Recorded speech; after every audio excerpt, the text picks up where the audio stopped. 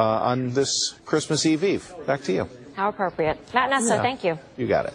Well, even if REITs are enjoying a rebound, commercial real estate is facing some major headwinds out there. Members of the industry are lobbying for help in Washington, D.C. now that homeowners and banks are getting aid. Should shopping centers and offices be next? Joining me now with more, Philip Blumberg, CEO of Blumberg Capital Partners, along with Stephen Wexler, head of the National Association of Real Estate Investment Trusts. Gentlemen, great to have you with us. Phil, I do want to start off with you. You make the case that commercial mortgages, that this doesn't create any sort of systemic risk, but there are $530 billion worth of commercial mortgages that will be coming due for refinancing in the next 3 years. That sounds like a big number. Why doesn't this pose systemic risk? Well, it's dwarfed by the residential and other aspects in the economy. And to be candid, if you look at the commercial market, much of that risk was induced by borrowers who were buying at peak pricing, who were levering up to 90%, and who don't want to be responsible for the outcome of that kind of investment strategy in a down market. That doesn't seem very fair to me. Right. Stephen, what kind of case is your industry group making, given that Philip is making the case that it doesn't pose systemic risk? And if it doesn't pose systemic risk, then why should taxpayer money be on the line for this industry?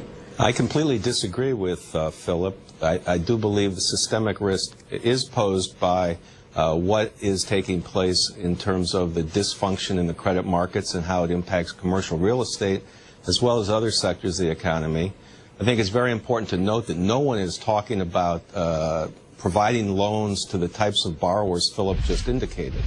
What's under discussion is getting the commercial mortgage-backed securities market underway again. It has come to a standstill, and the banking system itself is contracting and is unable to provide sufficient credit to effectively refinance the loans coming due next year and in the next few years, in large measure because the commercial mortgage-backed securities system became a large part of the debt creation mechanism in our economy for commercial real estate, and it has stopped. That's a good point, Philip. You know, we have seen so many insurers out there, for instance, fall on the swords of potential CMBS exposure in their portfolios. You still don't believe that this will have a major impact, because it is very interwoven these days. A lot of financial institutions that are already so troubled are holding on to these securities and face exposure to this.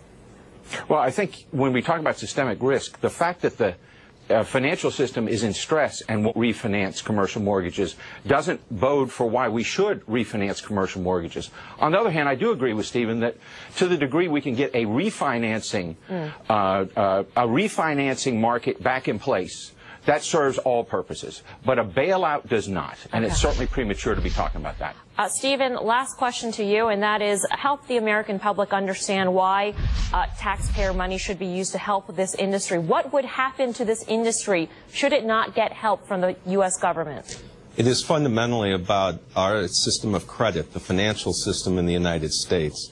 And with over $1 trillion of commercial mortgages coming due in the next 3 years, and with the banking system itself unable to take on that load, it is critically important that a refinancing mechanism be developed for AAA-rated commercial real estate mortgages that are underwritten in the new reality, and that investors in those mortgages are able to access financing in part through a federal facility, not unlike what has happened for and will happen for consumer credit, auto loans, etc. And there, no one suggests that ensuring that students are able to get financing is a bailout of students. Right. We don't believe that performing loans in place in healthy operating real estate properties are a bailout. Okay. We don't support a bailout. Great points on both sides, and we actually found some common ground in this discussion. Stephen, Philip, thanks so much for your time today. Thank you. Pleasure. And coming up next on The Closing Bell, we'll take a closer look at why Wall Street's pain spread so quickly to markets around the world this year.